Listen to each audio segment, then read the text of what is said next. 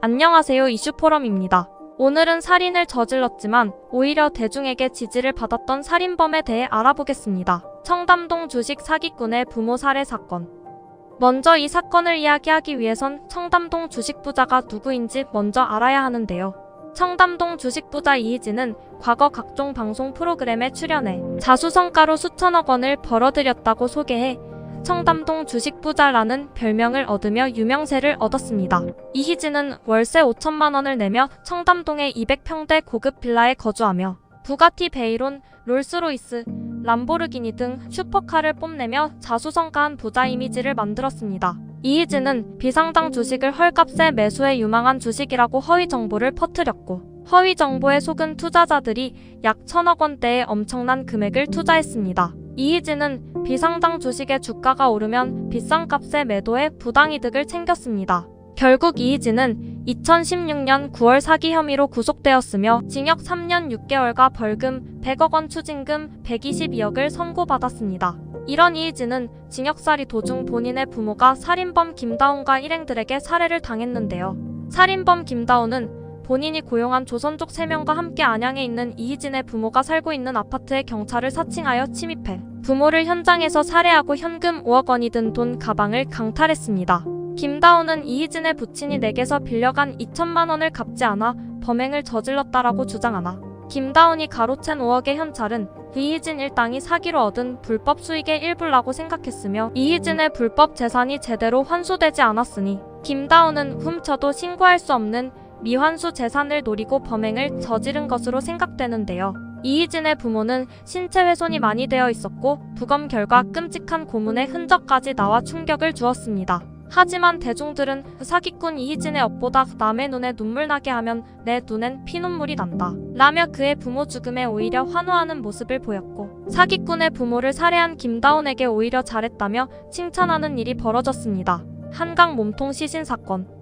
2019년 8월 8일 발생했으며 4일 뒤인 8월 12일 고양시 한강 마곡 철교 남단 부근에서 표류 중인 몸통 시신이 발견되며 알려진 토막살인 사건입니다. 이 사건의 범인인 장대호는 시신이 수습되기 시작하면서 수사망이 좁혀오자 자수했는데요. 당시 장대호는 서울지방경찰청 안내소를 찾아가 당직 중인 경찰관에게 한강 토막 살인 사건의 진범이라고 주장했지만 관계자 중 한 명이 여기서 그런 건 처리할 수 없달라고 하며 다른 곳으로 안내했다고 해 논란이 있었습니다. 자수가 불발되자 장대호는 한 방송사에 전화해 자수를 제보하고는 곧장 종로경찰서로 가서 자수했고 2시 30분 사건을 담당하는 고양경찰서로 이송됐습니다. 체포 단계부터 스펙터클했던 장대호는 이후 살인을 하게 된 경위에 대해 진술했는데요.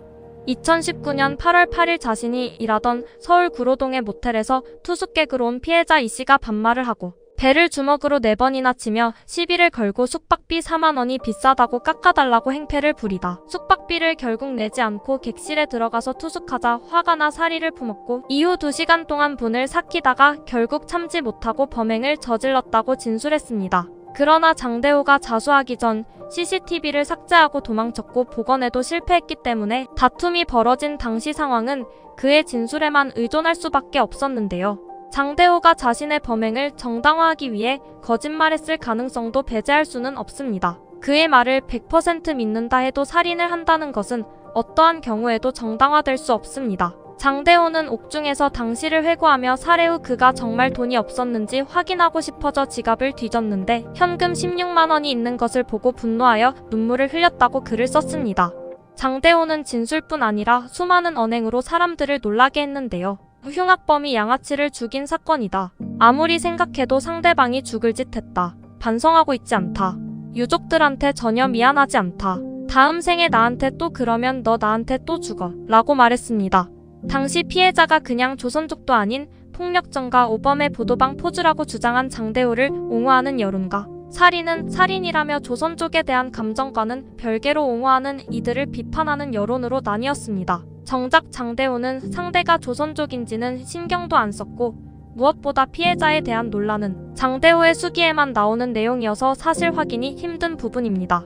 당시 조선족들에 대한 우리나라 사람들의 시선이 좋지 않다 보니 이러한 결과를 초래한 것 같은데요. 많은 포털 사이트와 유튜브에 게시되어 있는 영상의 댓글들을 보면 장대후의 범행을 옹호하는 여론이 대다수였고 현재까지도 옹호론이 많은 상황입니다. 마지막으로 조두순 폭행 사건입니다. 과거 조두순은 2008년 경기 안산시 단원구에서 등교 중이던 8세 여아를 잔인하게 성폭행하여 내장이 파열되고 평생 인공항문과 소변 주머니를 착용하고 살아가게 만든 희대의 악마입니다. 조두순은 술에 취해 심신미약이었다는 이유로 징역 12년 밖에 선고되지 않아 사회적으로 큰 이슈가 있었고 출소했을 때도 많은 사람들이 분노했던 일이 있었는데요. 이런 조두순을 둔기로 폭행한 20대 남성의 이야기입니다. 이 남성은 조두순 집에 찾아가 경찰을 사칭해 문을 열어달라고 한 뒤 욕설을 하며 실랑이를 벌이다가 집안에 있던 둔기로 조두순의 머리를 수차례 때렸다고 합니다. 조두순은 머리 일부가 찢어져 병원에서 치료를 받았습니다.